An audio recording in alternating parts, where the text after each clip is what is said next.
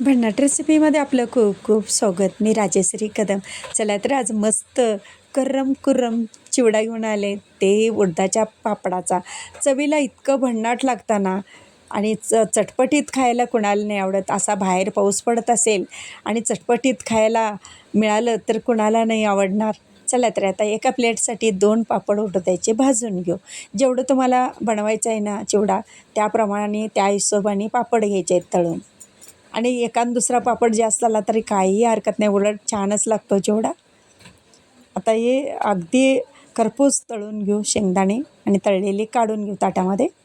मिरची देखील तसाच असा ओलसरपणा निघेपर्यंत भाजून घ्यायचा आहे, तो सुद्धा काढून घेऊ. आता लसूणसुद्धा तसाच भाजून घ्यायचा आहे. ओलसरपणा त्याच्यामध्ये नाही राहिला पाहिजे, नाहीतर चिवडा पापडाचा मऊ पडतो. आता हे सुद्धा लसूण काढून घेऊ.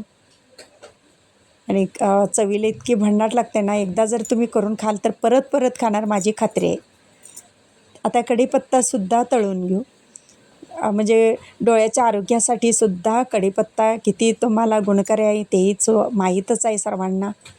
आपण भाजीमध्ये वापरतो ना, तो काढून न टाकता खायचा तो जेवणाबरोबर. मस्त डोळ्याचं आरोग्य सुधारतं. आता ह्याच्यावरती थोडंसं हिंग टाकूया. म्हणजे तळणी आहे ना, ती गरम असताना ते भाजला जातो हिंग. हळद थोडीशी, चवीपुरतं मीठ घालूया. आता तेल टाकल्यामुळं काय होते, हळद एकसारखी लागते सगळीकडे. आणि चवीपुरतं मीठ घातलेले, मीठ बघूनच घालायचं आहे त्याच्यामध्ये, कारण पापड देखील खारट असतात, त्यामुळे बघूनच घालायचं. आता चुरा करून झालेल्या याच्यामध्ये पातळ पोह्याचा चिवडा घालूया. म्हणून वरून फोडणी द्यायचं नाही, कारण फोडणी दिलेला हा चिवडा आहे ना, तो घालायचा आहे. याच्यामध्ये पंढरपुरी डाळ, जिरं, मोहरी सगळं आहे. आणि आता फरसाणे 1 वाटी, ते व्यवस्थित मिक्स करून घेऊ. आणि एक म्हण आहे बघा, जास्त मसाले घातले म्हणजे चवीला होतं असं काही नाही. ते डब्याने घालते मसाला नाही, चव नाही कशाला, असं नाही व्हायला पाहिजे. आता हे सगळं मिक्स करून घेऊ. करम कुरम आपला चिवडा तयार आहे पहा. बघताच क्षणी खावासा वाटतो की नाही.